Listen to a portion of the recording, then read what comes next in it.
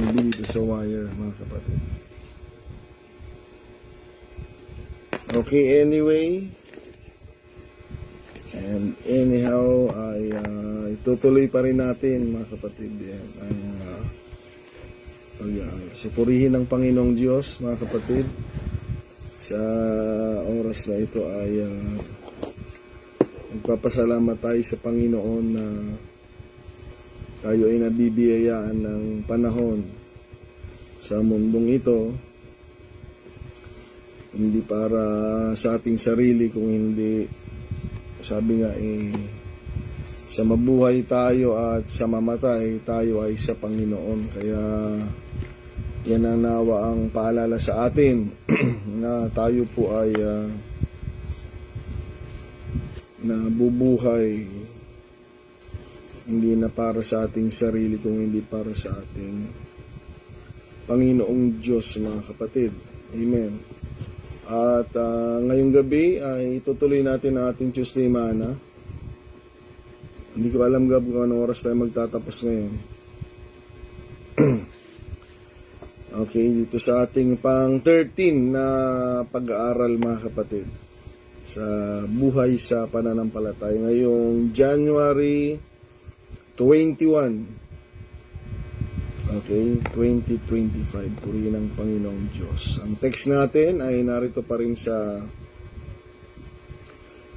aklat ng Korinto, in 2 Corinthians chapter number 13 verse 5 to 6. Nang sabi dito, examine yourselves as to whether you are in the faith. Okay, that is our responsibility lagi na, to check ourselves kung nasa panampalataya pa tayo, mga kapatid. So test yourselves, sabi dito, do you not know yourselves that Jesus Christ is in you? Unless indeed you are reprobates or disqualified. But I trust that you will know that we are not reprobates or disqualified. Nawa ay ganun po tayo, na ang puso natin ay hindi pa matigas, mga kapatid, kung hindi tinatanggap pa rin natin ang pagtuturo ng Panginoong Diyos. Praise God. So let us pray, panandalian, mga kapatid. Pinupuri ka namin, Panginoong Diyos. Maraming salamat po. Panginoong Hesukristo, dakila ka, luwalhatiin ka, ngayon at magpakailan pa man. Maraming salamat sa buhay at kalakasan, sa biyaya mo at habag sa kakandahang loob mo, Panginoon. Sa kagilagilalas na kabutihan mo, Diyos, na hindi mabilang at di masukat. Lord, muli kaming dumudulog sa iyo, kinikilala ito. We acknowledge your goodness, Lord. Kaya kami po ay patuloy na maglilingkod. Sa gabing ito, nawa ay samahan mo kami, lukuban mo kami at kasihan mo kami, Panginoong Diyos. Lord God, dalangin din namin ang paglilinis mo sa aming mga sisidlan upang ang maghari po ang iyong salita at ang iyong dakilang kalooban sa aming mga buhay. Lord God, saan man dako ang bawat isa sa amin ay ingatan mo kami, layo mo kami sa kapahamakan. Lukuban mo kami ng iyong banal na dugo, Panginoong Diyos, at anumang gawa ng kaaway ay sinasaway namin sa makapangyarihang pangalan mo, Panginoong Hesus. Kinakalagan namin ang kaunawaan, kaliwanagan, kapayapaan at kagalakan sa presensya mo, Panginoon. Pagpalain mo po ang aming pagkakatipon, Lord God, at i-bless mo po ang buhay ng mga tagapakinig na patuloy, Panginoong Diyos, na nagnanasang paglingkuran ka ng tunay at totoo, Panginoon. Maraming salamat po, Diyos. Purihin ka, sambahin ka, luwalhatiin ka. Ito po ang aming dalangin namin sa gabing ito, sa makapangyarihang pangalan mo, Panginoong Hesukristo. Amen. Praise God. Purihin ang Panginoong Diyos, mga kapatid. Amen. Tutuloy natin ating pag-aaral. Hallelujah. At lagi nating i-grab ang opportunity na maglingkod sa ating Panginoong Diyos. Praise the name of the Lord. So sa gabing ito mga kapatid ay meron tayong panibagong talakayin sa ating ang buhay sa pananampalataya. Ito dapat nating aralin, balik-balikan natin ito. Ano ba ang buhay ng mananampalataya? Dahil ngayong panahon ngayon ay pasama na ng pasama mga kapatid. Sa simbahan ngayon hindi na si Lord yung hinahanap, kung hindi ang hinahanap yung gusto ng sarili. Yung gusto ng laman, yung gusto ng tao, mga kapatid. Hindi na Diyos ngayon. Napapansin ko at nawa ay maging maayos po ang ating pagnanasa sa Panginoong Diyos, na sa ating pagdalo, nawa siya talaga. Okay? Kasi kaya dito sa ating pag-aaral, gusto ko lang buksan na huwag kayong mag-expect ng gusto nyong marinig dito ha mga kapatid, dahil gagawin ko po yung trabaho ko na ipangaral yung dapat ipangaral gaya ng mandato sa amin ng Panginoon. Okay? At hindi po kami tinawag para mag-motivate lang. Kami po ay tinawag para ituro ang kalooban at salita ng Panginoong Diyos mga kapatid. Kaya sana we have a mutual desire na ganoon din kayo, kaya kayo nakikinig, kaya kayo dumadalo ay gusto nyo rin ang Panginoon, gusto nyo maglingkod ng totoo sa Panginoon dahil galing na tayo sa ibang relihiyon mga kapatid. Amen. Salamat sa Diyos na meron palang apostolikong pananampalataya. Praise God. So, sa ating pag-aaral, bago ko buksan yung panibagong talakayin, mga kapatid, ay ang pagmumulan niya dito sa Book of Romans chapter 6. Yan. So, yung main text natin is to give us direction, mga kapatid. To examine ourselves whether we are still in the faith, mga kapatid. Amen. At ngayong gabi, para maunawaan natin kung ano ang buhay ng isang taong nasa pananampalataya. Okay. Magkaiba yung may pananampalataya sa nasa pananampalataya. Ay basahin natin dito sa Book of Romans, chapter number 6, verse 4. Okay, ang problema lang, dahil wala tayong microphone, ma-absorb lahat ng sound. Lahat ng sound ma-absorb. Hindi kagaya noong nakakonect sa aparato, nakakancel yung noise. Okay. May noise cancellation ngayon mga kapatid. Maririnig niyo lahat. Okay.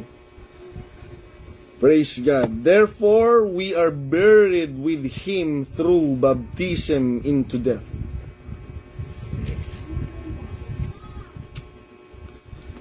That just as Christ was raised from the dead by the glory of the Father, even so, ayan mga kapatid, ito na, we also should walk in newness of life.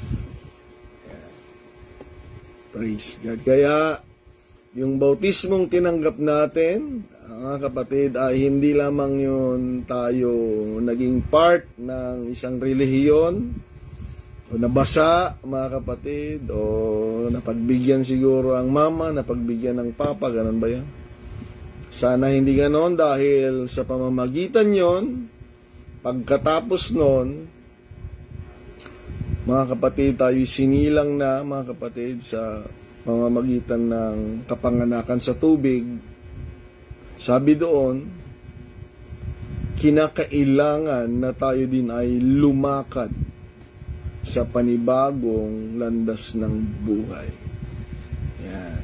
Kaya, mga kapatid, ang buhay sa pananampalataya, na pang 12 na ating pinag-uusapan ngayong gabi, sa ating 13th na talakayin, mga kapatid, sa Life in the Faith. Ang pang 12 na buhay ay we walk in God's direction. Okay, ang buhay sa pananampalataya, mga kapatid, we need to walk in God's direction. Okay, mga kapatid, dahil bilang tao, tayo po ay pinagkalooban ng Diyos ng isang napakagandang regalo, na tayo po ay pinagkalooban ng kaisipan. Okay, lalong-lalo na, mga kapatid, yung very unique na binigay ng Diyos sa kanyang napakaraming nilikha. Walang iba, mga kapatid, kung hindi yung the power to choose. Ayan. Kaya ang Diyos ay hindi siya iiyak pag ang tao ay pupunta sa impyerno eh. Dahil mayroong pagpili ang tao. Okay? Pag napapahamak yung tao, minsan meron tayong dinadamdam ng konti, pero pinili nila yun eh. Okay, mga kapatid, pinili nila yun. Kaya sa lahat ng magandang ginawa ng Diyos sa atin, isa ito, mga kapatid, na pagkalooban tayo ng kapangyarihan upang magdesisyon, na nilikha tayo ng Panginoon as a free will moral agent. Ayan, hindi kagaya ng ibang mga hayop, mga kapatid, na nabubuhay sila sa instinct. Okay, na kapag sinilang sila, alam na nila yung gagawin nila. Pero hanggang doon na lang, wala silang pagpili. Okay, kagaya yung mga anak ko, paggabi na, sabi nitong 1-year-old, tong maliit ko, mga kapatid, nagsasalita na rin eh. Madilim na, sabi niya, tignan daw namin yung chicken, baka may manok daw sa labas. Sabi ko, wala na. Tinatanong ngayon ng mga ate, bakit wala nang manok pag madilim na? Sabi ko, instinct sa kanila yon. Hindi kagaya sa atin, kako, kailangan mang paalalahanan, umuwi ka ng ganito, oras ng pagkain, oras ng pagtulog, oras ng pagligo. Sila, kako, sa kanilang instinct, galing din talaga ang Diyos talaga, mga kapatid, purihin ng Panginoon. Kusa na nila, umuwi na sila, natutulog na sila, kaya kako wala na. Pagtitingnan ninyo. Okay, na samantalang tayo, mga kapatid, amen, tayo po ang namimili. Ayan. Okay? Meron tayong mga sariling plano. Okay, mga kapatid. Kaya dyan yung dapat ma-appreciate. Yan, sa isip natin, ang pag-ibig ng Diyos sa atin. Okay, dahil kung hindi niya tayo mahal, mga kapatid, kontrolado niya tayo lahat. Kung instinct na lang nilagay ng Panginoon sa atin, lahat tuwing Sunday sigurado, puno lahat ng kapilya, mga kapatid. O baka isa lang ang simbahan natin. Okay, pero ang Diyos ay napakagaling, napakaganda ng pagmamahal niya sa atin, na meron tayong kapangyarihang pumili. Sabi ko nga, meron tayong iba't ibang mga plano. Okay? Mag-usap muna tayo dito generally, mga kapatid. Meron tayong mga ideologies, iba-iba. At ang malinaw, iba-iba rin ang tinatahak ng buhay natin. Lalong-lalo na, sabi ko nga, nung wala pa tayo sa Panginoon. Ayan, mga kapatid. Di ba? Yan ang ugali ng tao. Huwag niyo kong pakialaman. Yan. Nung wala pa tayo sa Panginoon, mga kapatid, dahil biniyayaan nga tayo ng power to decide. Mga kapatid, the ability, mga kapatid, to have a decision making on our own. Ayan, yan. Mahayaan niyo ako. Ayan. Okay? Meron akong sariling plano. Meron akong sariling landas. Meron akong sariling opinion. Ayan. Na salamat sa Panginoong Diyos. Kaya kung babalikan natin, mga kapatid, ayan, noon, kami po noon ay mga mga rocker kami noon. Mga metal, mga heavy metal, basta rock, mga kapatid. Okay? Karamihan nga mga anti-Christ po noon. Ayan, ang aming mga kinakanta, tinutugtog, mga kapatid, sinasayaw, mga kapatid, ganun kami noon. Pupunta kami sa kasal, mga kapatid, grabe. May dala-dala kaming mga tape. Ayan, tapos magre-request kami doon. Okay, tapos yung sound namin, mga heavy metal, death metal, mga kapatid. Nag-headbang kami doon sa kasal.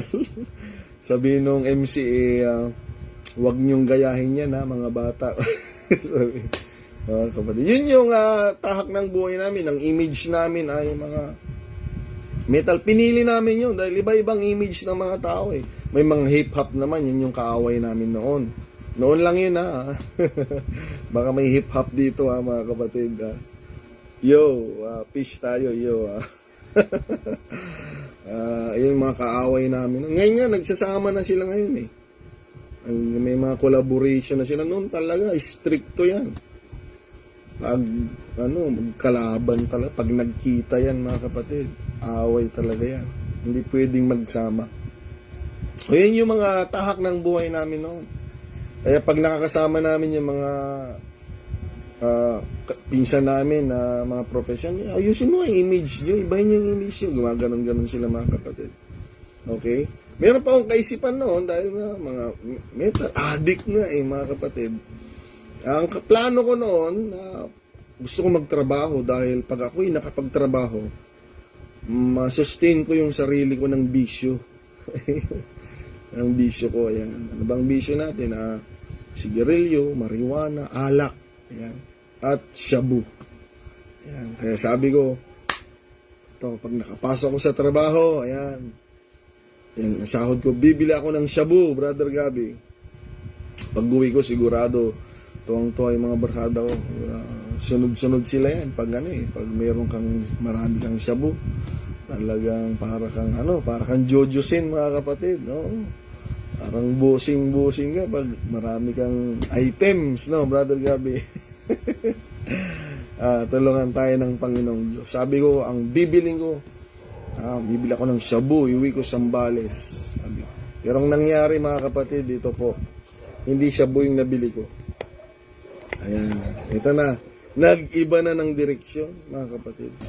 Alam niyo kung anong una kong nabili, mga kapatid? Yung Biblia ko. Ayan. So may plano ako, may gusto ako, parang ikaw din, di ba? May plano ka, may gusto ka, pero noong na-encounter ko ang pag-ibig ng Panginoon, ang presensya ng Panginoon sa buhay ko, salita ng Diyos, mga kapatid, nagbago na. Ayan. Nag-iba na yung landas. Hindi na ako bumili ng shabu, mga kapatid, at pang-bisyo hindi na. Okay. Kung hindi, ang binili ko, yung diglot ko, buhay na buhay pa rin ngayon. Mahirap na lang buksan kasi nagdidikit-dikit na sa sobrang luma, mga kapatid. Ay nung Sunday, ang hirap kong magbuklat kasi yun ang dinadala ko lagi. Nagdidikit-dikit na sila. Yung bang nag-expand na, mga kapatid. Bibliang nabili ko. So nag-iba na ng landas.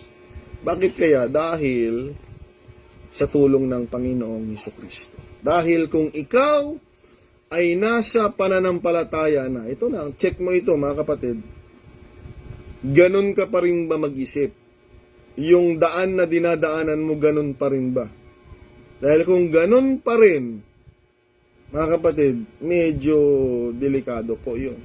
Okay? Iba na yung gusto, kumbaga yung, sa madalit sabi yung gusto mong gawin at ganun pa rin, okay, nakatali ka pa rin. Hindi ko alam kung ano iniisip nyo eh. Hindi ko alam kung ano sasabihin ko eh. Halimbawa, trabaho, ganito, ganyan. Kung ganun pa rin ngayon na nag-church ka, i-check mo, mga kapatid. Dahil ang totoo, pag nandito na tayo sa pananampalataya, we will walk in God's direction. Siya na yung pangunahin, mga kapatid, okay? Dahil nung wala tayo sa pananampalataya, we are walking on our own direction. Yan, mga kapatid. Kahit walang payo ng iba, kahit walang pagtuturo ng iba, wala. noon. Pero ngayon, mga kapatid, lagi tayong sumasandal sa Panginoon. Ayan. Okay? Lahat ay kinukonsulta natin sa Diyos. Kanina may mga minessage ako dito. Dalawang kapatiran, tapos yung mga pastors na malapit sa akin. Sabi ko, ganito ang pattern ng prayer. Okay? Sinare ko sa kanila yung pattern ng prayer na ginagawa ko, mga kapatid. So, ganito. Ayaw ko sabihin, no? Tapos sa huli, sa huli ng mga panalangin, meron doon na bersikulo. Siyempre sa Biblia. Na ang sabi doon is, ilid mo pa rin ako sa daan at landas mo, Panginoon. Ang bottom line lagi na, ayaw nating mawala sa lahat ng gusto nating mangyari sa buhay natin. Ngayong dahil nasa pananampalataya natin, ayaw na nating mangyari o makatanggap ng mga bagay na labas, mga kapatid, papalayo, ayan, sa direksyon ng Panginoon. Kasi, nung wala ka kay Lord at na kay Lord ka, pareho mo pa rin kailangang mag-aral, magtrabaho, magkaroon ng pera. Pareho rin, mga kapatid, kumain. O hindi na ba kayo kumakain? Hindi na ba kayo ayaw nyo ng pera? Pareho yan, mga kapatid, pareho. Pero iba lang nga yung paraan natin noon na wala pa tayo sa Panginoon at iba na ngayon, mga kapatid. Huwag pa rin ganun pa rin ang paraan noon. Na noon, kahit saan galing yung kinakain natin, okay lang, kainin mo yan. Kahit saan galing yung pera, tanggapin mo yan, kahit galing sa masama. Noon, ganon. Pero ngayon, mga kapatid, kaya nga, lahat ng panalangin natin, ang dulo, sabi ko nga, ay ang paghingi pa rin sa Diyos na dalhin mo ako sa landas mo dahil ayaw nating mawala, mga kapatid, sa Panginoon. Sana ganyan din kayo manalangin, mga kapatid. Amen. Na ang goal natin, hindi natin makuha yung gusto natin ng sarili nating paraan lang, kung hindi, ayon pa rin sa paraan ng Diyos dahil lumalakad na tayo sa ibang landas, mga kapatid. Okay? Kailangang paalalahanan natin yung sarili natin sa bagay na ito, mga kapatid. Amen. Dahil lahat ng mga karakter sa Biblia, ang mga tao dito sa Biblia, mula Old Testament hanggang New Testament, mga kapatid, nung na-encounter nila ang Panginoon, narinig nila ang salita ng Diyos, yung kanilang sariling plano, yung kanilang sariling kagustuhan, mga kapatid, ay sa madalit sabi, dumating yung point na nagbago na yung landas nila. Okay? Kaya yan yung isang malaking patunay na ang tao po ay nabubuhay sa pananampalataya kung lumalakad na siya sa direksyon ng Panginoon. Okay? Dahil yung taong may pananampalataya, pwede na hindi siya lumalakad sa Panginoon dahil meron lang siyang sariling paniniwala eh. Pero mga kapatid, ang taong nasa pananampalataya, iba po ang dinaraanan niyan. Hindi yan mauunawaan ng sanglibutan. Hindi yan mauunawaan ng mga tao, mga kapatid. Amen. Purihin ang Panginoong Diyos, mga kapatid. Basahin niyo yan, mga karakter sa Biblia. Okay? Si Abraham, unang-una, o sapang pananampalataya, nag-iba ng direksyon ng buhay niya. Okay, bigla niyang iniwan yung kaniyang magulang, yung lugar nila. Kung ano man ang trabaho niya noon, kung ano man ang kanyang ari-arian noon, iniwanan niya. Pumunta sila, mga kapatid, sabi ng Book of Hebrews, pinaliwanag doon na ang hinanap nila, yung lugar na hinanda ng Panginoon. Kahit wala siyang idea. Okay? Na gawa ng Diyos para sa kanila. Kaya pag titignan siya marahil ng mga kaibigan niya, mga kabarkada, mga kamag-anak, mahal sa buhay, ba't nag-ibang direksyon nito? Pagdating ng 75th year, nagbago na. Dahil nga yan, ayan mga kapatid, dahil yan, nung siya po ay naging mananampalataya sa Panginoong Diyos. Okay, kaya napaka-imposible na ang taong nasa pananampalataya ay ganun pa rin mag-isip.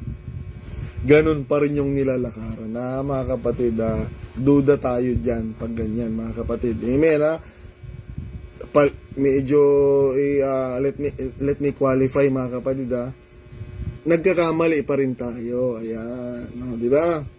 Nagkakasala pa rin nga minsan, di ba? Pero yung landas mo, hindi katulad noon, mga kapatid. Niyayabang mo pa nga yung ginagawa mo noon. Noon tayo noon. Ayun, binanatan ko yan noon. Ayun, nagnakaw kami dyan noon. Ayun, naisahan ko yan. No? Nagulangan ko yan. O yan, nung inutusan niya ako yan, nakupitan ko yan. Ganun tayo noon eh. Ngayon, iba na, mga kapatid. Sana hindi na ganun.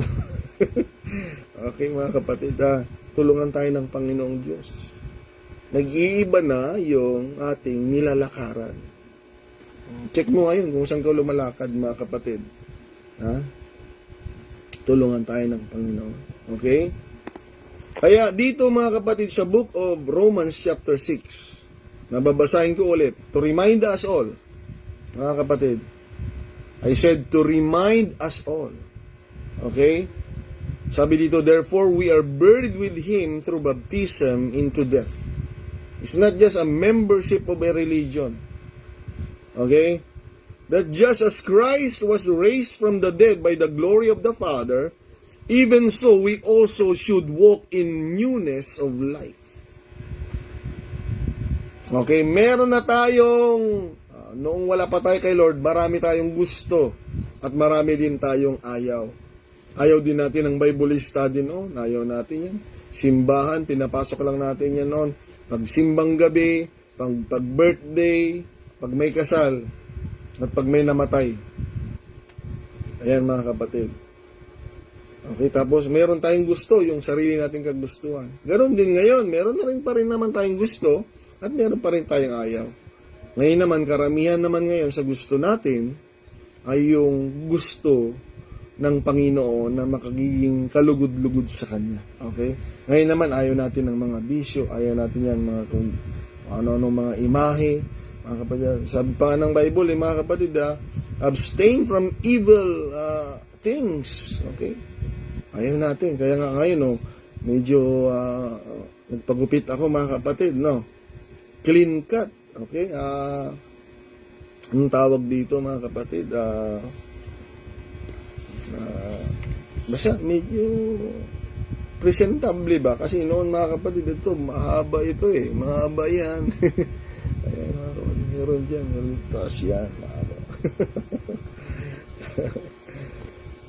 Pero ngayon, sa Panginoon, mga kapatid, ay iibahin talaga ng Panginoon ang ating landas. At salamat sa Diyos. Salamat sa Diyos. Ngayon, pag nagpapatuloy kayo naglilingkod, magpapasalamat talaga tayo ngayon. Iba na yung ating nilalakaran. Doon nadadapa tayo pa rin sa ating daraanan. May mga problema, may mga pagsubok, mga kapatid. Yun nga, sabi ko, nadadapa pa rin tayo. Pero ang mahalaga, kung saan tayo lumalakad. Huwag kayong mainggit sa mga hindi mananampalataya dahil sila napaka-relax ng kanilang nilalakaran. Parang walang problema. Pero, saan sila lumalakad? Okay? Dalawa ang daan lagi, mga kapatid. Dalawa ang gate. Isang maluwang, isang makitid. Alam niyo yan, mga kapatid. Laging dalawa ang patutunguhan. At ang destinasyon natin ay dalawa din lang. Sana, mga kapatid, dalawa na rin lang ang pagpipilian ay mapili na natin sa daan patungo sa buhay na walang hanggan sa pamamagitan ng ating Panginoong Jesucristo. Purihin ang Panginoong Diyos. Kaya, kagaya noon, like before, mga kapatid, now, we are not walking on every direction. Please lang, mga kapatid, itong paalala ko. Kaya maraming mga Kristiyano ang nawawala. Let me talk to you, mga kapatid, as a minister of the Lord. Kaya maraming nawawala, mga kapatid. Kahit Kristiyano na sila na meron dapat landas, ang problema, para pa rin silang katulad noon, na lahat na lang ng daanan ay gusto din nilang daanan. lahat na lang ng direksyon ay gusto na rin nilang pasukin. Okay, kaya nga, sabi ko nga, dito sa church, mag-isip-isip tayo. Kaya nga, mayroong mga ngaral na magtuturo sa atin, mga kapatid, upang yung mga Bibliang hawak natin ay may ipaliwanag sa atin. Hindi yung gagamitan natin ng sarili nating, interpretasyon. Tinuturuan tayo pero mayroon tayong sariling direksyon. Tinuturuan tayo para iisa ang pananampalataya natin gaya sinabi sa Ephesians chapter 4, mga kapatid, verse 11 and so on. Para magkaroon ng pagkakaisa sa pananampalataya, tinuturuan tayo. Yun pa rin, mga kapatid, nakapakalakas pa rin ng ating old nature na hindi, itong unawa ko dito ito ang opinion ko dito, pastor. Kaya, saan ba tayo talaga dumadaan, mga kapatid? Okay? Pero mga kapatid, magre-reflect kasi yan sa buhay. Yun ang nakakalungkot. Tulungan tayo ng Panginoong Diyos. Nanawa bilang mga dumadalo sa gawain, sikapin nating daluhan, pakinggan, paniwalaan ang salita ng Diyos at sundin, tuparin, mga kapatid, upang manatili tayo sa direksyon ng Panginoon. Dahil, mga kapatid, makinig kayong lahat, dahil kahit na ikaw ay dumadalo sa simbahan, kung lahat na lang ng direksyon ay papasukin mo, mga kapatid, hindi tayo nakakatiyak sa lahat ng nangyayari sa buhay natin kung yan ay galing sa Panginoon, mga kapatid. At ang nakakalungkot, baka hindi tayo makarating doon sa buhay na walang hanggan. Tulungan tayo ng Diyos, mga kapatid, na maunawaan ang bagay na ito. Mga kapatid, habagan tayo ng Panginoon. Kaya, sa gabing ito, unawain natin na may mga bagay dapat iwasan, mga kapatid. Sa Timothy nga tinuturuan doon si Timothy ng kanyang pastor, sabi niya, you need to purge yourself. Okay, gusto mong gamitin ka ng Panginoon in honor, ihiwalay mo yung sarili mo. Mayroong mga kasama tayo mga kapatid na pwede kang mahawa to become a dishonor. You want to be anointed, sumama ka sa mga anointed. Tignan mo sila, mga kapatid, sumunod ka sa ginagawa nila para maging anointed ka. Mahirap. Gusto mong maging anointed, kasama mo naman, hindi ginagamit ng Panginoon. Sinusunod mo sila, pinapakinggan mo sila. Kaya yun ang pahayo ni Paul. So dito sa church, hindi lang tayo tinuturuang magkaisa. Okay? Mga kapatid, mag-ingat tayo pag salitang fellowship. Pag sinabing fellowship, ang fellowship, ginagawa ng lahat. Pangkalahatan. Yung isang bagay. Yan ang fellowship. Okay? Dahil sa Biblia ay nagtuturo din, hindi lang ng unity of the saints, kung hindi, tinuturuan din tayo ng separation sa iba. Mga kapatid.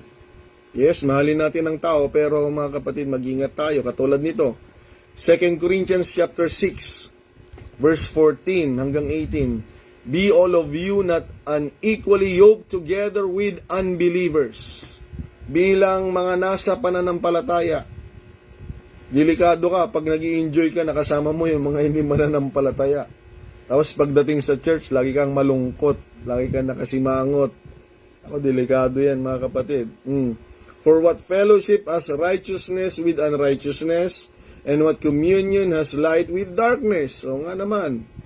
And what concord has Christ with Belial, or what part has he that believes on an infidel?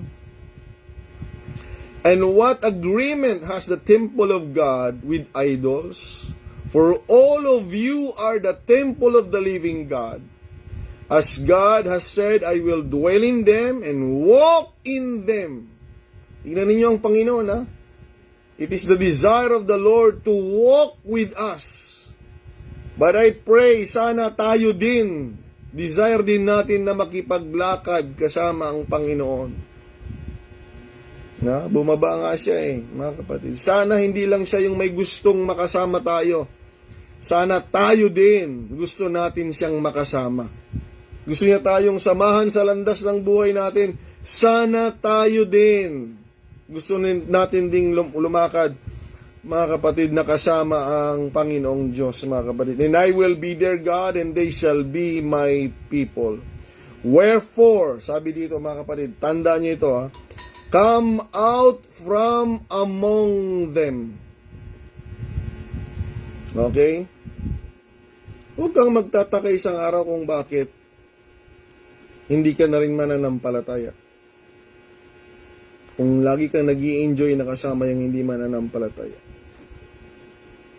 Hindi ka lumalaban sa church, huwag kang magtataka kung isang araw lumalaban ka na dahil ang kasama mo lagi ay against sa church.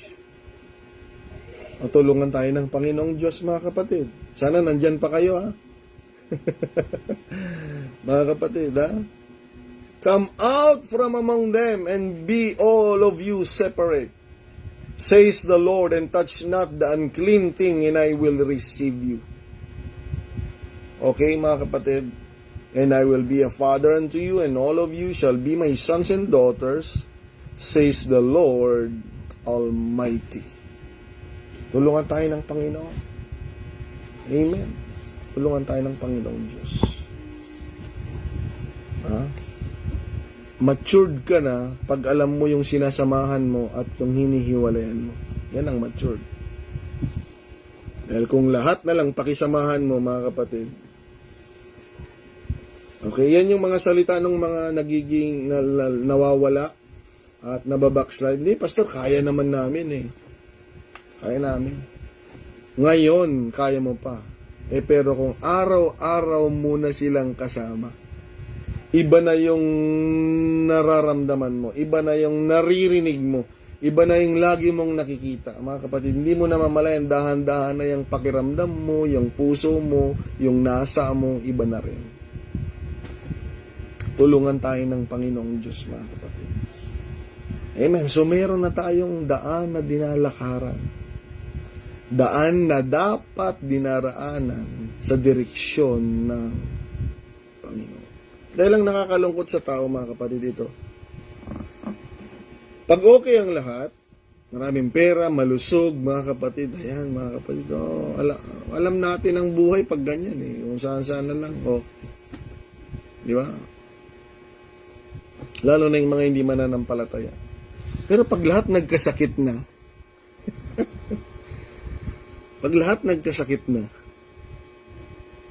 hindi kagaya natin, pag nagkasakit tayo, at least alam ng mga tao, alam mo sa sarili mo, na kahit wala kang sakit, talagang nagpupursigi ka, talagang ginagawa mo yung best mo na naglilingkod, mga kapatid. Kaysa yung,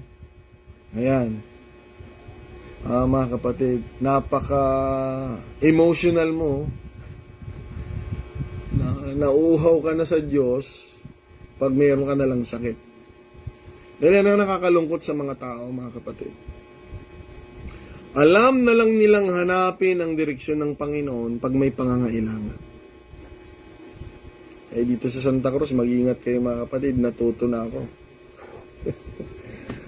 Mga kapatid. Mahaba ang biyaya natin dito, mga kapatid. Yung grasya na ginagawa natin. Pero iba na yung usapan. Pag niluloko na tayo, mga kapatid, iba na yun. Marami kasing ganyan mga kapatid. Kailangan nilang matutunan ngayon. Ayan, konting disiplina. Ayan, okay. Wala naman nag-i-enjoy na magdisiplina Hindi kami masaya. Pero minsan kailangan Okay. Para maging maayos po. Church po ito. Sa Diyos po tayo naglilingkod. Hindi po ito hindi lamang ito, hindi ito club, hindi ito gang, hindi tayo, mga kapatid. Kailangan na meron tayong direksyon, meron tayong patutunguhan, meron tayong aabutin, at meron nawa tayong mararating. Purihin ang pangalan ng Panginoon. Amen. Kaya, mag-matured po tayo. Amen na huwag lang tayong maglilingkod sa Panginoon kapag kailangan natin ng Diyos. Okay, mga kapatid? Kahit wala tayong kailangan, dapat nasa Panginoon tayo. Siya pa rin yung ating ninanasa. Amen. Dahil totoo yan, mga kapatid. Kahit hindi nagsisimba, kahit basag ulo yan, kahit siga-siga yan, pag nagkasakit yan, sabihin ng doktor, mga kapatid, yan, biglang magbabagong buhay. Yung mga siga, mga kapatid, sana walang siga sa atin, ha. Pag sinabihan ka ng doktor, alam mo, Brad, hanggang ano ka na lang. Alam mo, ikaw hanggang ganito ka na lang. Nako, biglang magbabago yan. Maghahawak na ng Biblia, marunong ng manalangin, papasok na ng simbahan yan, mga kapatid. Tulungan tayo ng Panginoong Diyos. Totoo po yung sinasabi ko. Marami na. May na-experience pa ako noon eh. Brother Gabi, nakakatawa, no? Nung okay pa, dinadaan-daanan ka lang eh. Pag nagba-Bible study, dinadaan-daanan ka lang. Nung nagkasakit, Pastor, pwede ba? Araw-araw mag-Bible study ka. Kapatid, minsan talaga kailangan natin eh. Man's extremity is God's opportunity. Kaya tayo may problema minsan eh. Kasi pag wala tayong problema eh, nakakalimutan talaga natin ang Diyos eh. Pero nahahanap natin yung daan, mga kapatid, pag meron tayong mga problema. And that's how it works, mga kapatid. Tulungan tayo ng Diyos. Amen. Kaya, huwag tayong maliligaw. Sabi ng Panginoon, ako ang daan. Jesus said, I am the way. Okay? So we need Jesus. He is the way, mga kapatid. Paano yun, Pastor? Jesus is the way. We need Him in our hearts through the Spirit of God. Jesus is the way. He is the bread of life. Siya ay salita, mana, pagkain ng salita ng Panginoon. Amen. Hindi na lang tayo nabubuhay sa pagkain kung hindi sa mga salita ng Panginoon. Kaya ang daan natin, ang Panginoon. Okay? Sa tulong ng banal na Espiritu at ng salita niya. Kailangan tayong nakakonsulta sa Kanya, mga kapatid. Dahil dadayain tayo ng sarili natin at ng nakikita natin sa paligid. Ito isang tukso, mga kapatid. Dahil tayo nga, hindi naman natin pinapasok lahat ng trabaho eh. Diba? Bilang mananampalataya, hindi naman porket kailangan ng trabaho, lahat na lang ng trabaho, papasukin mo, hindi. Dahil siyempre, pag nagsiserve ng mga alak, ayaw natin yun, mga kapatid. Ang pangit, no? Praise God tayo. Tapos, nagsiserve tayo ng alak, ayaw natin na trabaho yun. Meron tayong dapat tatanggapin na mga trabaho, mga kapatid. Okay? Tulungan tayo ng Panginoon. Na dahil hindi natin ma-put up lahat ng business, di kagaya sila. Pwede sila magtinda ng mga sigarilyo, pwede silang magtinda ng kung ano-ano, mga kapatid. Tayo, pag nag-put up tayo ng business, tingnan natin yung marangal na trabaho, mga kapatid. Kaya hindi tayo kasing bilis ng pagyaman ng iba. Di ba? Yung iba ang daming sideline, kahit bawal, kahit masama, kahit hindi dinulog sa Panginoon. Ang dami, mga kapatid. Kasi nga, wala sila sa direksyon ng Diyos eh. Pag ikaw ay nasa direksyon ng Panginoon, kinukonsulta mo lagi yung kanyang kagustuhan. Okay, mga kapatid? Kaya minsan ito yung tukso. Ayan. Na dahil ang nasa isip natin, kalooban ng Diyos na ako ay yumaman, kalooban ng Diyos ako ay pagpalain. Kalooban ng Diyos yan, huwag nyo nang tanongin. Walang debate dyan. Pero nga, dahil hindi natin mahintay, ayan, siguro pwede ko rin naman gayahin to si ganyan, si ganito, si ganyan. Yun yung tukso. Yun yung tukso, mga kapatid. Hindi naman ako magkakasala pastor, pag pinasok ko yan. Pero ang tanong, yan ba ay direksyon ng Panginoon? Hindi ka nga nagkasala. Pero yan ba ay kinonsulta mo sa Panginoon na dapat mong pasukin? Dapat mong... Ayan, mga kapatid. Hindi mo pwedeng sabihin, siguro kalooban ng Diyos kasi okay naman eh. Okay naman. Pero, from the beginning, tinanong mo ba talaga sa Panginoon niya? At sinabi ba niyang oo? May basbas ba siya, mga kapatid? Iba na po ang landas natin ngayon kaysa noon. Ito yung isang halimbawa, mga kapatid. Bigyan ko kayo ng bersikulo. Dahil itong si Asaph, mayroong confession siya dito sa Psalms chapter number 73. Okay, tingnan niyo yung confession ni Asaph. Priest po ito Okay Hindi po member Naglilingkod to sa loob ng tabernakulo. Okay, sa templo, mga kapatid. Tingnan niyo sabi niya, Psalm 73 verse 2, But as for me, I came so close to the edge of the cliff. Sabi niya, malapit na ako sa dulo, mahuhulog na ako sa bangin. Okay? Sabi niya, to make it plain, my feet were sleeping, and I was almost gone. Sabi niya, nandun na ako sa dulo, muntikan na akong mawala. Sabi ni, mga kapatid, ni Asaph. I'm talking a person that is always in the church. Kayo nga, hindi naman kayo lagi Yung iba nga, kahit may schedule, di pa rin pumupunta Ito, lagi to sa gawain. Nagsiserve ito, mga kapatid. Bilang priest. Pero sabi ko nga, mga kapatid, pag nakita mo yung paligid mo, parang gusto mo na rin silang kayahin dahil hindi naman kayo nga maggagawa ng masama Siguro kalooban ng Diyos to. Yun yung delikado. Siguro gusto ng Diyos ito. Hindi naman ako magnanakaw. Hindi ganon, mga kapatid. Mali po yun. Itanong mo kung gusto yan ng Panginoon sa'yo dahil ikaw ay pagmamayari na ng Panginoon, Ayan, mga kapatid. Maliban na lang na kung hindi ka pagmamayari ng Panginoon, sige, gawin mo na lahat ng gusto mo. Hindi mo na siya konsultahin. Mga kapatid.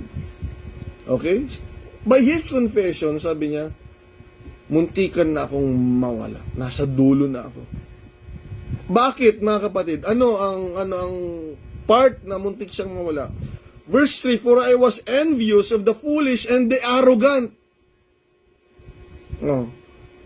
Kasi yung mga siga, yung mga mangmang sa labas, when I saw the prosperity of the wicked, ang ganda ng buhay nila. Parang sila yung may Diyos, sabi niya.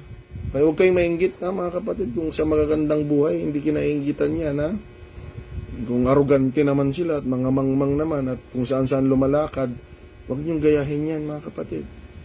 Tapusin niyo ito. At malalaman niyo ang totoong buhay na pinagpala. Tapusin niyo. Sa dulo ko sasabihin para makinig kayo. Yung iba kasi tinutulugan ako mga kapatid. Sabi niya, muntik na ako mawala. Pag nakikita ko, sabi, itong mga arrogante, itong mga mangmang na nabubuhay ng masagana. Ngayon nakakatakot dahil sabihin mo, ako naglilingkod ako sa iyo, Lord, Di naman ako pumapatay, di ako gumagawa ng masama. Pero ba't ganito pa rin ako? Siguro, Lord, ayan, kalooban mo na gawin ko din naman yan. Hindi naman kami gagawa ng masama, Panginoon. Hindi naman kami gagawa ng masama. Siguro, ang ano doon, ang main point doon siguro, hindi nga sigurado. Dito mga kapatid sa buhay, huwag tayong mag-eksperimento. May Diyos tayo, may mga ngaral tayo, meron tayong salita ng Panginoon, may pagtuturo tuwing linggo. Kaya tinuturuan ko yung mga kabataan na, sabi ko, bago kami mag-church noon, alam nyo kaya excited kami? Excited kami. Hindi katulad ngayon parang wala na lang. Iba, tutulog-tulog pa mga kapatid. Kami noon, Lord, kausapin mo ako. Hindi ko naman alam kung ano ipipreach si pastor. Kausapin mo ako. May plano ako, Panginoon, pero kausapin mo ako. Ganon kami noon. Kaya nga hanggang ngayon, alam namin yung trabaho namin sa Panginoon. At nandito pa rin kami sa Panginoon. Salamat sa Diyos. Purihin ang pangalan ng Panginoon. Amen. Mula noon hanggang ngayon, may ministry pa rin tayo. Kasi, ang daan natin ay sa direksyon ng Panginoon, mga kapatid. Okay? Huwag tayo, porkit nakita natin sa ganito, si ganyan, si ganito, si ganyan. Ay, wala na mga kapatid. Hindi po ganon ang buhay natin. Wala na po tayo sa ganon. Huwag tayo mag-eksperimento. Insulto yan sa Diyos. Dahil ang Diyos ay may plano sa iyo. Ang Diyos ay mayroong daan para sa iyo. Insulto yan pag nag-eksperimento pa tayo. Magkonsulta tayo sa Panginoon. Ngayon, wala na ngayon eh. Bihira na lang, ano? Meron naman, pero pastor, ganito. Plano ko, pastor. Mag-abroad ako. Siya pa lang yata yung hindi nagtuloy nung pinayuhan kong wag. Karamihan eh, ayan, tingnan ninyo nasa pananampalataya ba talaga tayo? Karamihan ganito eh, naka-schedule na. May kurso na, ganun ngayon. Naka-schedule na sa ospital. Mali yun mga kapatid, mali. Bigyan natin lagi ng daan ng Panginoon. Ako, hindi ako kontra pag sinabi, Pastor, papasok ako, may kurso na ako. Alam nga sabihin kong wag. Sige, bro, sige na. Meron na eh. Pastor, mag-abroad ako, punta na kami sa ganito. Sige ganito, sige. Pastor, naka-schedule ako, sige. Pero, hindi nga pwede manghimasok eh. Pero sabihin, Pastor, plano kong ganito. Ano kaya ang kalooban ng Diyos? Ganyan tayo dapat. Hanapin natin ang direksyon ng Panginoon. Iiyak tayo eh. Pag sa direksyon tayo ng sarili natin. Pareho namang may problema, Pastor, kaya dito na lang ako sa mas madaling alam ko. Okay, pero pag doon, mga kapatid, nadapa ka, hindi yun pagsubok. Pero pag sa direksyon ka ng Panginoon at nadapa ka, mahalaga lumalakad ka sa direksyon ng Panginoon. Yun ay pagsubok. At alam niyong pagsubok, ang dulo niyan ay reward, mga kapatid. Tulungan tayo ng Panginoong Diyos. Amen. Dali-dali nitong ilustrasyon, yung prodigal son eh. Diba? Yung prodigal son. Iba yung sa ama, iba yung direksyon na pinuntahan niya. Nung nakuha ba niya nung nag-decide ba siya na aalis, naghirap ba kaagad siya, mga kapatid? Huwag tayo magpapatokso na, hindi, kaya namin to, basta magaling kami.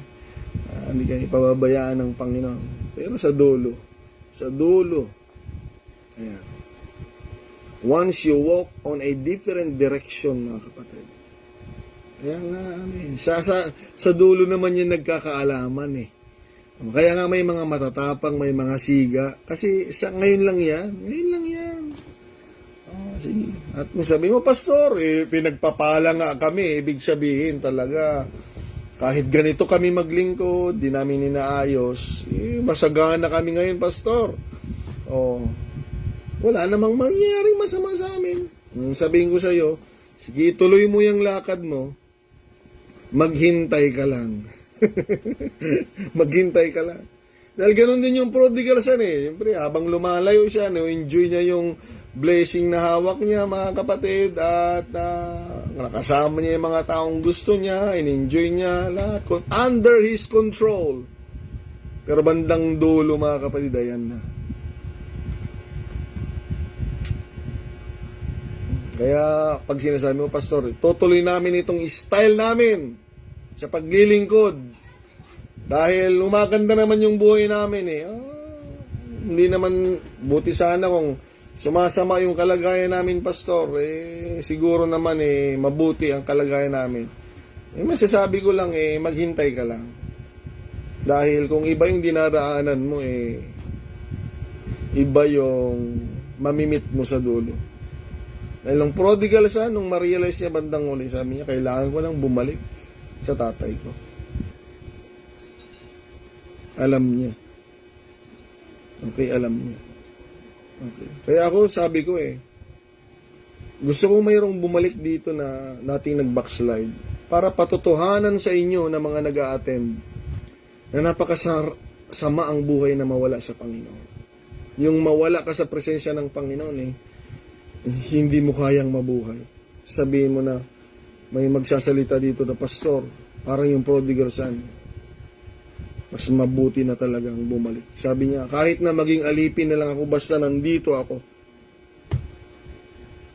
sa tatay. Ganyan naman kabuti ang Diyos, mga kapatid. Nung pabalik niya siya sa direksyon ng papunta sa bahay, mga kapatid, hindi pa siya nakakawi, sinalubong na siya. Kapag lumalakad tayo sa direksyon ng Panginoon, nandyan lagi ang Panginoon handang tumulong. Pag lumabas tayo sa Panginoon, nako, magbahala ka sa buhay mo, gano'n yan. Magtiis ka dyan. Mabuti ang ama, mga kapatid, pero hindi siya pinuntahan ng ama nung umalis siya ng direksyon. Naghihintay yung ama sa bahay, mabuti, naghanda siya ng papatabaing hayop, mga kapatid, kung babalik siya. Mabuti ang ama, pero hindi siya pinuntahan. Umalis siya Umalis siya mga kapatid ganyan kabuti ang ama. Hindi siya matulungan. Hindi siya maabot.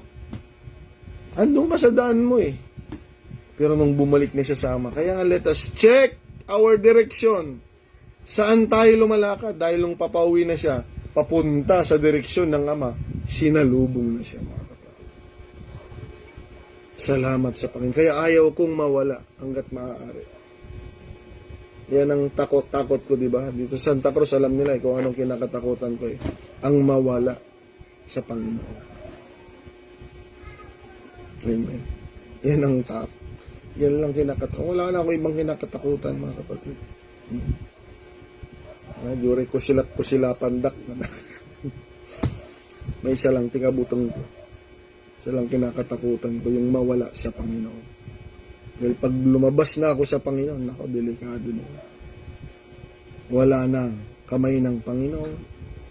Pag lumabas ka na, mga kapatid, sa Panginoon, nakakatakot. It's a fearful thing to fall into the hands of the living God. Amen. Kaya tulungan tayo ng Diyos, mga kapatid. Huwag tayo kung saan-saan kukuha ng direksyon. Huwag tayo kung saan-saan nakikinig, kung saan-saan alam niyo itong sinasabi ko ngayon, ang daming napapanood, ang daming naririnig ngayon. Kung saan-saan. Kaya ka nga may pastor tandaan mo yan. Huwag kang magpalin lang sa demonyo, mga kapatid. Kaya ka may pastor. To feed you, sabi ni Lord, I give you pastors, according to mine heart, sabi niya, to feed you with knowledge and understanding. Para hindi ka maligaw. Para hindi ka maligaw. Maliban na lang kung marinig mo yung pastor mong mangangaral ng mali, Pag mangangaral na siya ng mali, wala na sa Biblia, mali naman siguro, wala naman siguro ang pastor natin ng gano'n. Mga kapatid, Santa Cruz, pag narinig niyo ako nagturo ng mali, malis na kayo. Mga kapatid. Meron tayong pastor na binigay. At tandaan ninyo, iba-ibang pastor. Kami pare-pareho dahil alam ng Diyos yung nababagay sa atin.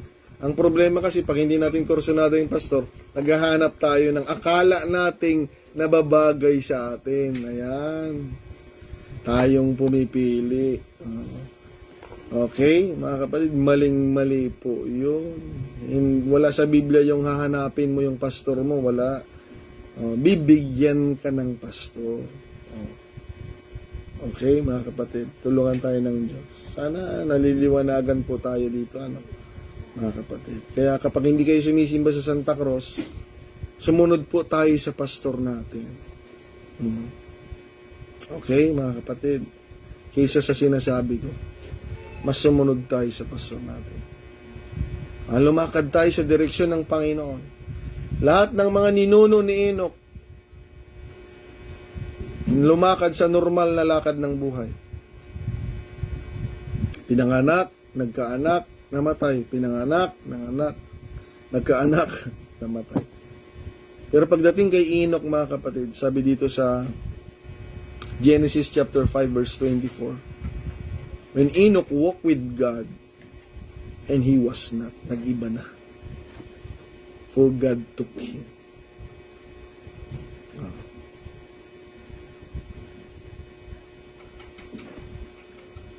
Kinuha siya, nasa kamay siya ng Diyos, mga kapatid.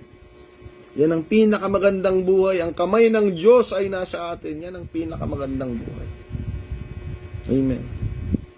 Pero ang kailangan mo, lumakad ka kasamang Panginoon. Hindi natin alam ang daan, kaya tayo yung lumakad sa Kanya. Huwag yung Diyos yung pasusunod din natin sa gusto natin, mga kapatid. Kung gusto mo na ang kamay ng Diyos ay nasa iyo, mga kapatid, ang tao pag nasa kanyang kamay ng Diyos, walang alalahanin yan. Kahit anong mangyari, walang kinakatakutan yan. Dahil maayos ang lahat, may kamay ang Diyos mga kapatid. Pero kailangan mong lumakad sa direksyon ng Panginoon. Amen. So if we want God to take us where He is, walk with Him. If we want, mga kapatid, the mighty hands of God holding us, walk, mga kapatid, on His direction. Amen. Tulungan tayo ng Panginoong Diyos, mga kapatid. Kahabagan tayo ng Panginoon. Kahabagan tayo ng Panginoon. Sa pagtatapos, mga kapatid, akala niyo hindi na matapos,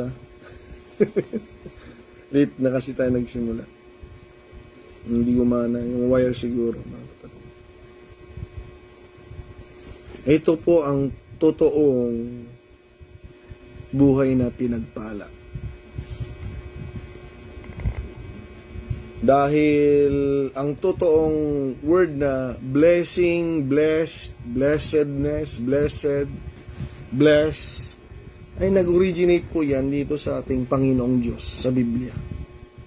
Ang problema kasi ito, pag sinabing blessing, blessed, bless, iba-iba po ang interpretation ng mga tao. Mayroong mga kanya-kanyang definition. Kaya ang sanglibutan, pag sinabing blessed, walang sakit, maraming pera, ayan, on a high profession, mga kapatid,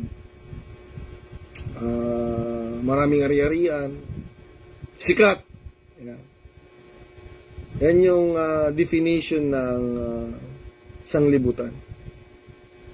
Na kahit wala ang Diyos, na kahit hindi lumalakad sa direksyon ng Panginoon, basta ikaw ay mayaman, ikaw ay maraming ari-arian, mataas ang pinag-aralan, salamat kung meron tayong ganun, na lumalakad pa rin tayo sa kalooban ng Diyos.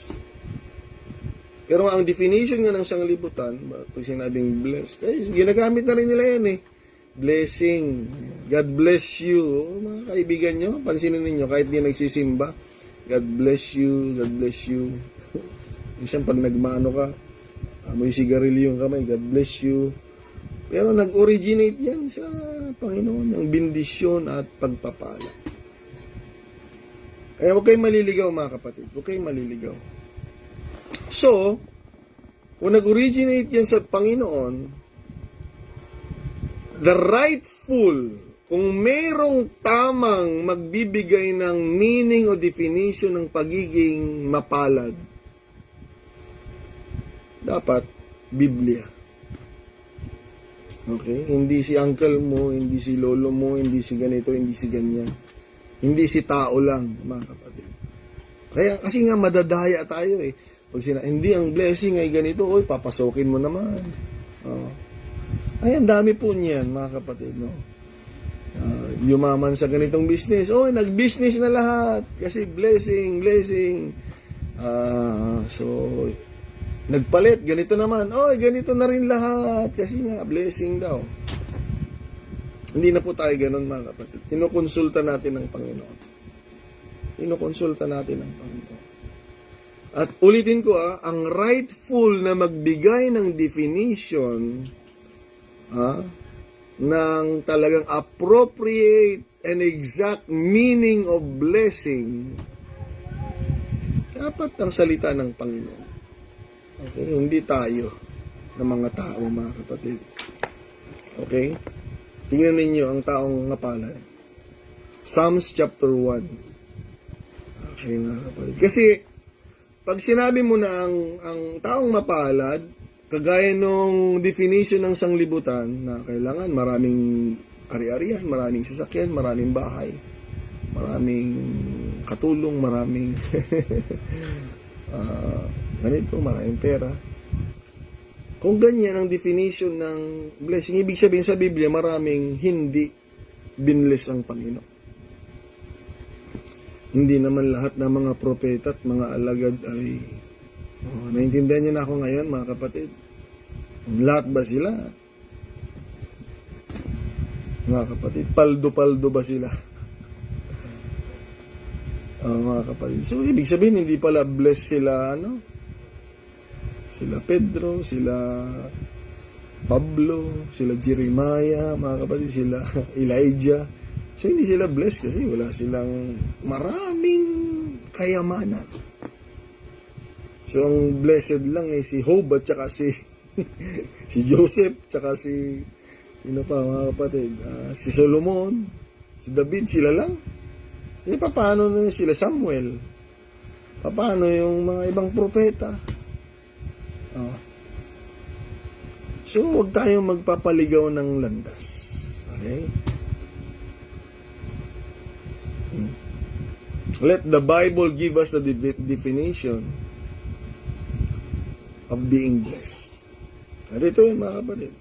Blessed is the man that walks not in the counsel of the ungodly.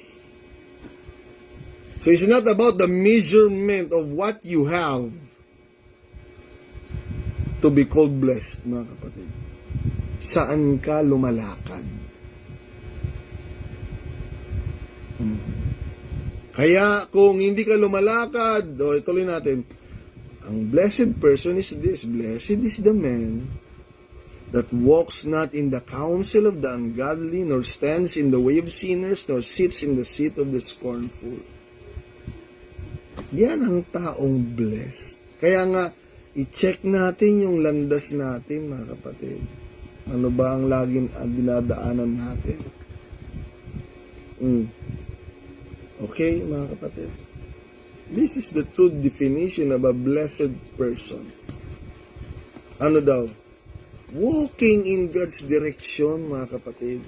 Hindi ako against sa yaman, mga kapatid. Kung galing yan sa Panginoon, mga kapatid, totoo kang naglilingkod sa Diyos, mga kapatid. Totoo talaga, lahat. Pagsamba mo, pagpupuri mo, pananalangin mo, aktibo ka, pagbibigay mo, tama, totoo. Walang duda, mga kapatid. Nakikinig ka sa pastor mo, hingi ka ng payo. Wala akong duda na Diyos talaga ang nagbibindisyon sa'yo at gusto natin yan pag ganyan. Ang mahirap pag wala. Saan galing? Maybe on the counsel of someone else. nakita, kagaya si Asa. Okay? Napakahalaga kung saan tayo lumalakad. A blessed person walks not in the counsel of the ungodly, nor stands in the way of sinners, nor sits in the seat of the scornful.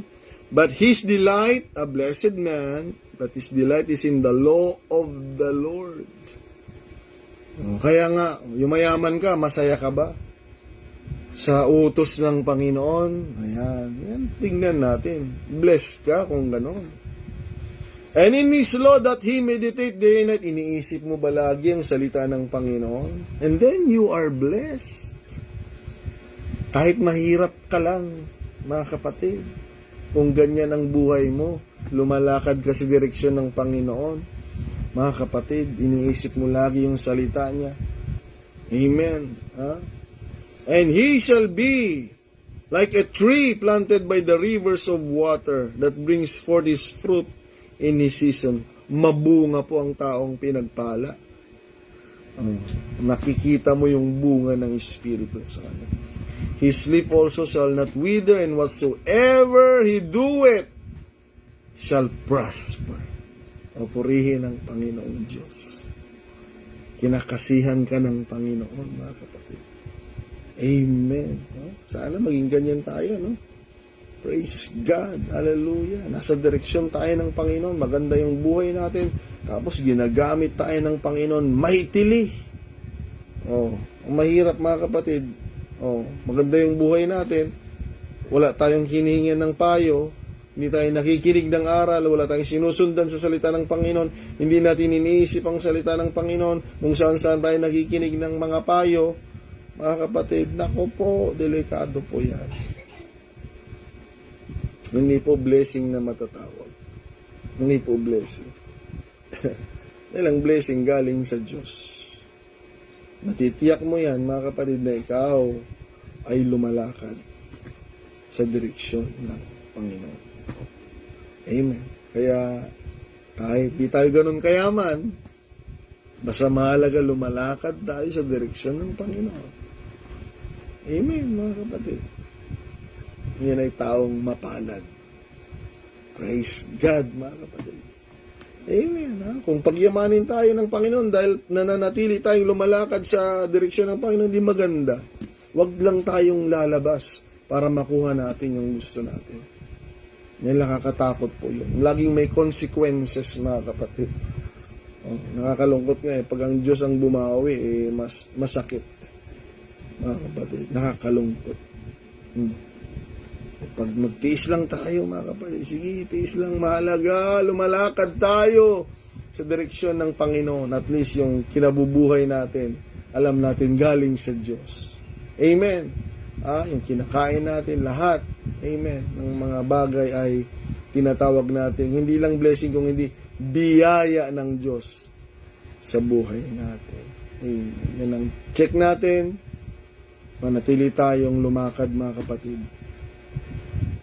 sa direksyon ng Panginoon, dahil bilang mga taong nasa pananampalataya, tignan natin kung saan tayo lumalakad, mga kapatid. Dahil bilang nabautismoan na, sabi ng Romans 6, mga kapatid, verse 4, kinakailangan na tayong lumakad sa panibagong landas. We need to walk in God's direction. Amen. At kung magkasakit ka man, magkaproblema ka man, kung nandiyan ka sa direksyon ng Panginoon,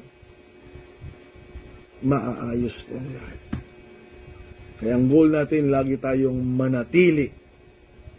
Amen. Sa direksyon ng Panginoon. Hingin natin sa Diyos ang kanyang kalooban. Maririnig natin yan sa pangangaral. Maririnig natin yan sa mga payo ng ating mga pastor.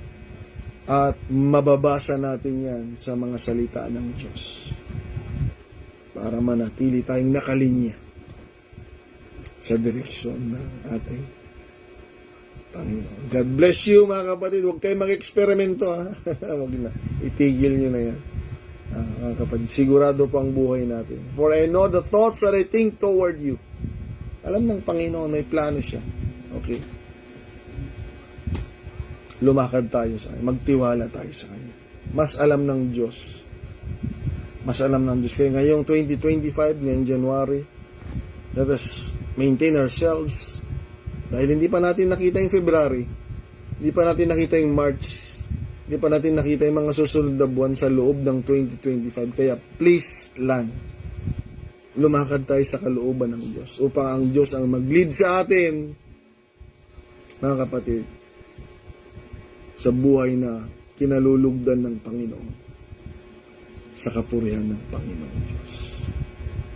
Amen. Hallelujah, hallelujah. Kaya hindi ko maipapangako na sa mga lumalabas sa kalooban ng Panginoon ng proteksyon ng Panginoon, ng bendisyon. Alam nila dito yan. Diba? Andyan pa ba siya, no? Sister Joan? Nung sabi ko, wag ka mag-abroad. Malit pa yung anak niya. Nag-abroad pa rin siya, mga kapatid. So, nung aalis na siya, Sunday, mga kapatid, nag-Sunday pa siya. Pero hindi ko siya pinag-pray kasi hindi tatalab eh. Hindi po tatalab yung paraan ng Diyos sa kanyang direksyon, mga kapatid, doon na lalabas ka sa kanyang direksyon. Kaya, hindi namin may pangako ang proteksyon ng Diyos, kasagutan ng Diyos, paraan ng Diyos, bendisyon ng Diyos, kagalingan mula sa Diyos, katugunan sa pangangailangan mula sa Diyos, kung tayo po ay lalabas sa direksyon ng Panginoon. Ngunit I assure you, mga kapatid, I will close now, mga kapatid, para naman magkaroon kayo ng pag-asa to give you hope. I assure you, sigurado ang kagalingan, sigurado ang kaayusan, kapayapaan, kagalakan, bendisyon at pagpapala, proteksyon, kaligtasan, at pagkilos ng Diyos sa buhay natin kung tayo'y mananatiling lumakad sa direksyon ng ating Panginoon. Beyond that direction, I cannot promise. No one can promise that God will meet you outside of His will. Kaya mga kapatid, manatili na lang tayo sa direksyon ng Panginoon. Kasama natin ang makapangyarihang Diyos. Hallelujah! Walang imposible, tapat, mabuti, puno ng biyaya, puno ng habag. Oh, ang dakilang pag-ibig. Nasa doon, basta lumakad tayo sa Panginoon.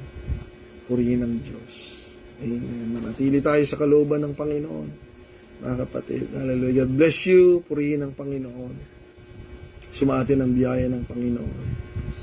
Hallelujah. Kung ikaw ay nalihis ng landas, ito ay pagkakataon mo na bumalik sa direksyon ng Panginoon. At masusumpungan mo ang maayos na takbo ng buhay na may kapayapaan, may kagalakan sa presensya ng Panginoon. Hallelujah. Hallelujah. Tunay na pinagpala. Salamat sa Panginoon. God bless us all. Bless everyone. Sumaatin ang biyaya at pagpapala ng Diyos, mga kapatid. Lalo na kung tayo manatili sa Kanya. God bless po, mga kapatid. Amen. Tayo manalangin.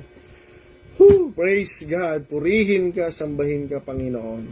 Dakila ka, makapangyarihan ka sa lahat. Alam namin na walang imposible sa iyo, Panginoong Diyos. Makapangyarihan ka, lahat ng pangangailangan namin ay nasa iyo. Lahat ng aming ninanasa, lahat ng aming hinaing, lahat, Panginoong Diyos, na pwede naming i-imagine na pangangailangan, alam namin nasa iyo. Lahat ng ikabubuti namin ay nasa iyo, Panginoon. Lahat ng magandang bagay, hallelujah, na matatamasa at ma-experience ng isang tao ay nasa iyo. Ay Lord God, tulungan mo kami. Ito po ang dalangin ko, Diyos, tulungan mo kami na lumakad sa iyong direksyon upang lahat ng mga bagay na yan ay masumpungan namin. Kaya I pray, O God, let your people, let your church continue to live and walk on your direction, Father. Tulungan mo kami. Kaya anumang hila ng sanglibutan, anumang hila ng kaaway, tulungan mo kaming mag-mature na manatiling lumakad sa kalooban mo, sa direksyon mo, Panginoon Diyos. At alam namin, Lord, bandang huli hindi kami magsisisi na tunay nga napakagandang mabuhay na lumakad sa direksyon mo. Thank you, Father. Thank you, Lord. Hallelujah.